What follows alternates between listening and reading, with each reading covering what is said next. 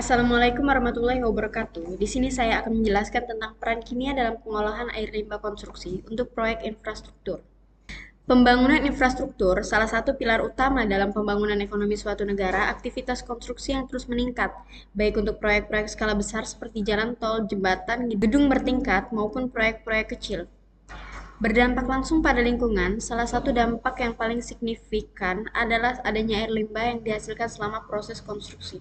Air limbah konstruksi dapat berasal dari berbagai kegiatan seperti pencucian material, semen, pasir, dan batu, penggunaan bahan kimia dalam proses pengecatan atau pelapisan, serta dari proses pengeboran dan penggalian. Air limbah konstruksi ini mengandung berbagai polutan termasuk partikel padat, bahan kimia berbahaya, minyak, dan logam tanpa pengolahan yang tepat.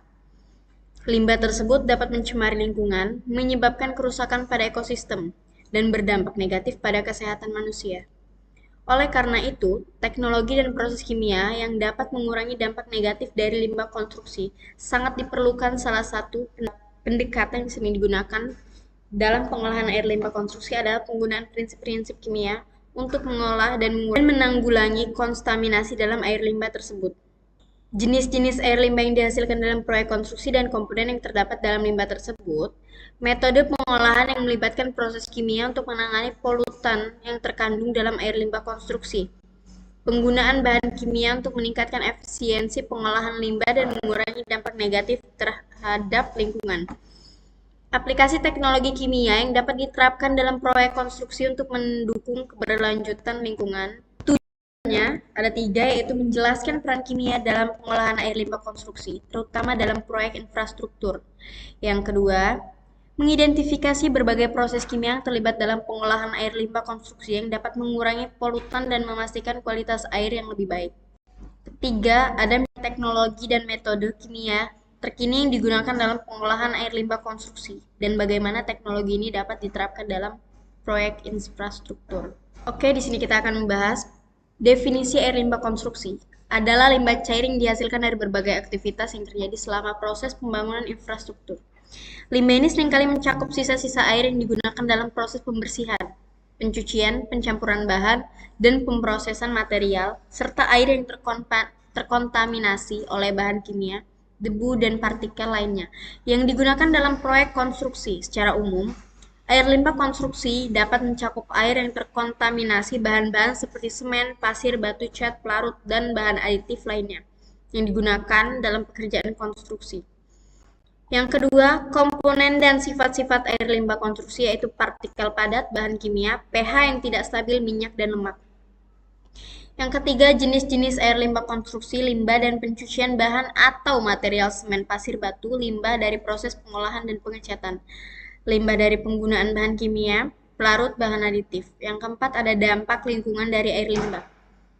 Konstruksi seperti pencemaran tanah, air, dan udara, dampak terhadap kesehatan manusia dan ekosistem.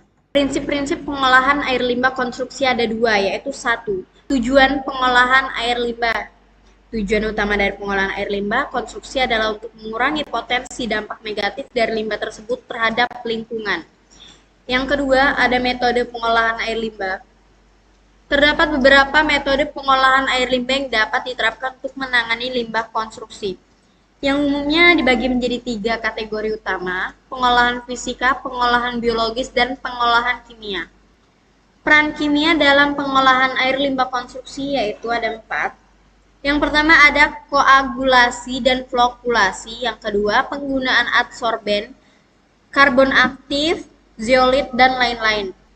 Teknologi kimia terkini dalam pengolahan air limbah konstruksi dibagi menjadi tiga, yaitu teknologi nano dalam pengolahan air limbah. Teknologi nano merujuk pada aplikasi material dan partikel dengan ukuran sangat kecil, di bawah 100 nm, yang memiliki sifat-sifat unik yang berbeda dan material pada ukuran makro. Yang kedua, pemanfaatan bahan kimia ramah lingkungan. Yang ketiga, pemulihan energi dari air limbah konstruksi. Selain membersihkan air, beberapa teknologi kini memungkinkan pemanfaatan limbah cair sebagai sumber energi terbarukan seperti biogas. Studi kasus pengolahan air limbah konstruksi dalam proyek infrastruktur. Contoh proyek infrastruktur dengan pengolahan limbah yang efektif. Ada 3, yaitu proyek pembangunan jalan tol, proyek jembatan, proyek gedung bertingkat high-rise building. Tantangan dan solusi dalam air limbah konstruksi yaitu ada 3 juga, yaitu hambatan teknis, biaya pengolahan, implementasi, dan pengawasan. Pendekatan kimia yang digunakan dalam pengolahan air limbah di proyek-proyek infrastruktur, koagulasi dan flokulasi, adsorpsi dengan karbon aktif dan nanomaterial, bioremediasi dan reaktor anaerobik, pengolahan pH, dan pengendapan logam berat. Kesimpulannya yaitu ada 4, yaitu penjernihan dan pengolahan air limbah. Berbagai proses kimia seperti koagulasi, flokulasi, dan filtrasi kimia digunakan untuk menghilangkan partikel padat, kotoran, dan kontaminan kimia lainnya dari air limbah. Penggunaan bahan kimia seperti alum, ferrosulfat, atau polimer membantu dalam proses pengendapan dan pemisahan bahan pencemar. Kedua, pengolahan untuk mengurangi kontaminasi logam berat. Kimia juga berperan dalam menghilangkan logam berat seperti timbal, BPB, merkuri Hg, dan kadmium Cd melalui proses reduksi atau adsorpsi dengan menggunakan bahan kimia tertentu seperti resin penukar ion atau bahan adsorben berbasis karbon.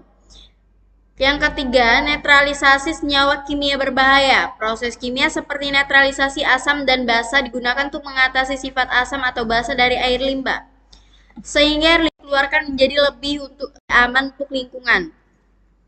Yang terakhir, pengolahan biologis dan kimia bersama. Dalam beberapa kasus, proses kimia dapat digabungkan dengan pengolahan biologis untuk mengurangi senyawa organik kompleks yang terdapat dalam air limbah. Kombinasi ini meningkatkan efektivitas pengolahan air limbah secara keseluruhan. Saran dari saya, berdasarkan hal tersebut, ada beberapa saran terkait peran kimia dalam pengelolaan air limbah konstruksi, yaitu penerapan teknologi kimia yang ramah lingkungan, peningkatan penelitian dan pengembangan bahan pengolahan, penerapan sistem pengolahan yang terpadu, pemantauan kualitas air limbah secara rutin, pelatihan dan edukasi bagi pekerja konstruksi, integrasi dengan kebijakan lingkungan yang ketat, recycling, dan pemanfaatan kembali air limbah. Terima kasih, saya tutup. Assalamualaikum warahmatullahi wabarakatuh.